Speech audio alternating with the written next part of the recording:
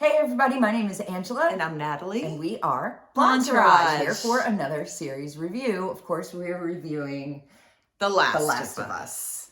And this is episode 7 called Left Behind. As Joel fights to survive, Ellie looks back on the night that changed everything. Want to give a shout out to Logan Mapes, who asked us to make our reviews a little bit longer. We've been focused so much on making them shorter because sometimes you get into people's reviews and they just go on and on and on and on. But I think for Logan's sake this time, we will go a little bit We'll dive longer. a little deeper for you, Logan. This was such a good episode. It really, really was. And there's so many different things that we can talk about. Definitely. The episode starts with Joel and Ellie. It looks like they found shelter somewhere, and Ellie is tending to Joel's wound. And it doesn't look so good for Joel. No, he's screaming the F word. Yeah. And it was, his wound looks pretty bad. Yes. He keeps telling her to leave. He keeps telling her to go north and to see Tommy. That's right. And she is refusing at this point. She ends up covering him with a coat and looks like she's about to make a very difficult decision. And you can read it on her face at that moment. Her face said everything in that one shot. And him looking at her, that was such an intense moment for me. I swear, I really feel if they both don't get Emmys, something is wrong. Oh, yeah. They're both incredible. I'm really enjoying the acting, as well as one of the other characters that we're going to be getting into in a moment. The next scene opens up with Ellie and some of her classmates doing drills. This little bully, Bethany, comes over and knocks off her headphones to her Walkman and gives her a hard time saying, oh, you don't have your friend here. So that really enrages her, as we later find out why it enraged her so much. And she clocked her in the face. So now this principal character is basically giving her choices. You could either be a grunt taking orders from this bully, or you can become an officer. So now she's back in her room, and it looks like she has a lot to ponder on. And they say lights out, so she's got to go to bed. Now, her window opens, and I'm like, okay. I know. Who's this like, gonna oh be? boy, oh man, what's gonna happen? It ends up being her friend, Riley, played by Storm Reid. And Storm Reid is in another one of our favorite series. That we should start reviewing. We should. Euphoria. Yes, and she was also in that movie I just saw, Missing, and she was phenomenal. Great actress.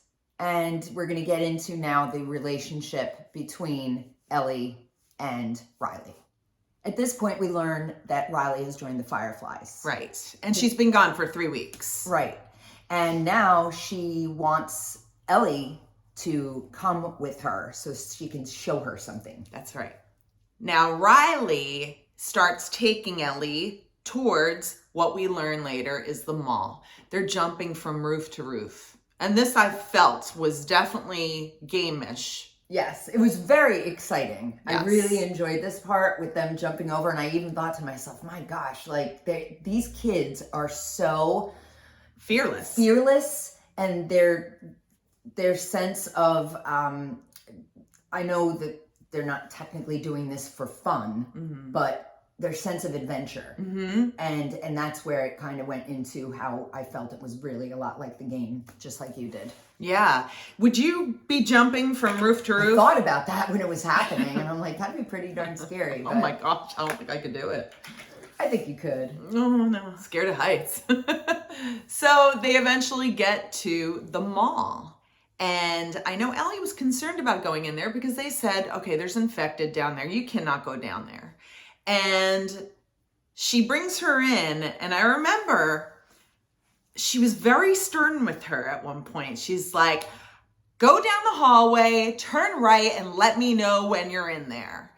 So Ellie does it, and when she finally gets there, this was such a magical scene. Oh my gosh. When the lights flicked on. Lights flick on and Ellie's face just looking down at the mall. And probably she's never seen a mall in her life, but all the neon lights, and it was beautiful. The cinematography in this scene was incredible. Oh my goodness. At this point, Riley tells her she's going to show her the 4 wonders of the mall. The first wonder of the mall is an escalator. Which has got to be kind of crazy for her to see that she's never experienced anything like this before. And you can tell, and she's like, moving stairs. Like, it's so cool. Kind of reminded me when Mom got her scarf or a shawl caught in the escalator in China. I couldn't help but giggle. I know. I actually have a little fear of escalators, getting on and off. I'm always afraid I'm going to fall. But again, kids, fearless. How much did you love the Victoria's Secret part when they were looking at the thong? It's so cute because you know that Ellie is such a tomboy, and it's just so funny. They think it's funny. They're like, oh, didn't she say, oh, that's gotta hurt? That's gotta hurt to be uncomfortable. That part cracked me up. This was the scene, though, that I started getting a feeling that Ellie was having a crush on Riley. I did too. She was looking in her reflection and like fixing her hair. Yes.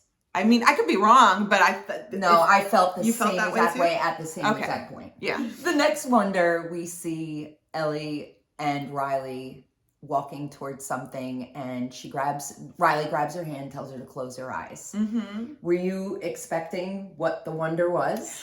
Well, I saw coming attractions and I had a feeling, but I mean, just getting that feeling that there was a crush there, I was like, oh my gosh, this is getting adorable. Yes. You know what I mean? So yeah, she brings her to the carousel. And that scene was just so heartwarming. And I mean, this whole episode was so heartwarming. Yeah, because a lot of these episodes have been so depressing and so upsetting. Yeah. It was nice to finally smile at some moments, you know? Agreed. When they get on the horses on the carousel, it's funny because Ellie gives Riley a look. And I was like, And Riley's giving this look back to Ellie. I'm like, ooh, are they going to kiss? And I'm like, maybe Riley has a little crush on Ellie. I felt the same exact way.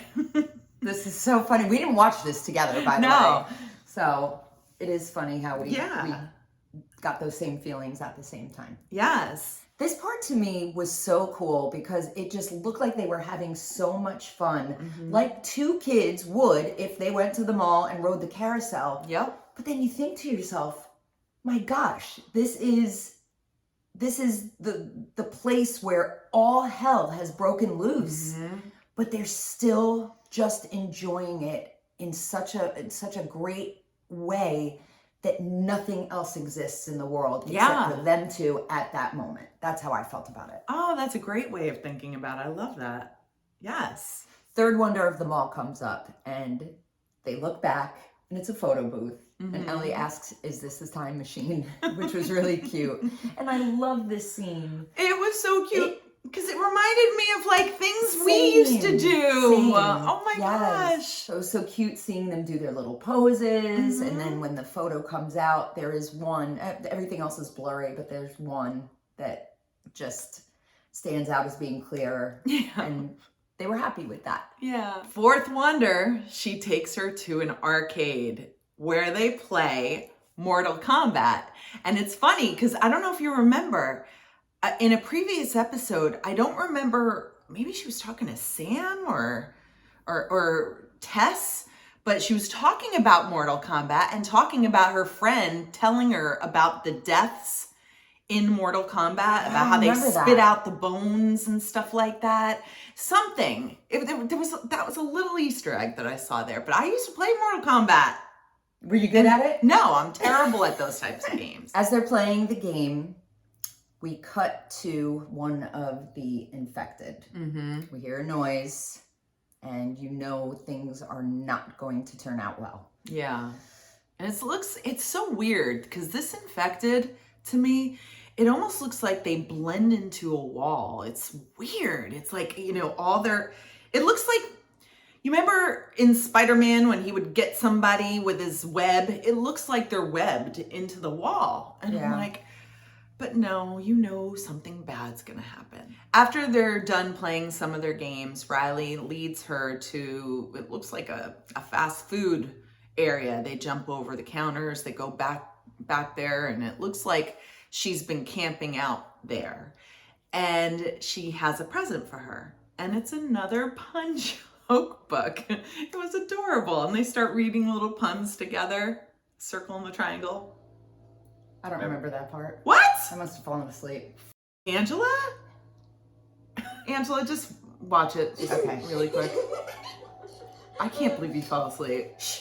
After playing around with the pun book, Ellie notices that she had some pipe bombs stashed and realized that she was supposed to stand guard there and guard, I guess, the pipe bombs. Right. And she gets angry. She's like, what, you're gonna blow me up? And she says, no, you're not targeted. We're not going to do it. And she says, oh, well, who's going to stop you from doing that? Right. And this is where it starts to get a little intense because Ellie gets angry and just wants to leave. And this is where you find out that Riley is going to be leaving, going to a different quarantine zone, and to Atlanta, and that Ellie cannot go with her. And that she asked. She tried, Marlene, but they said it's not going to happen.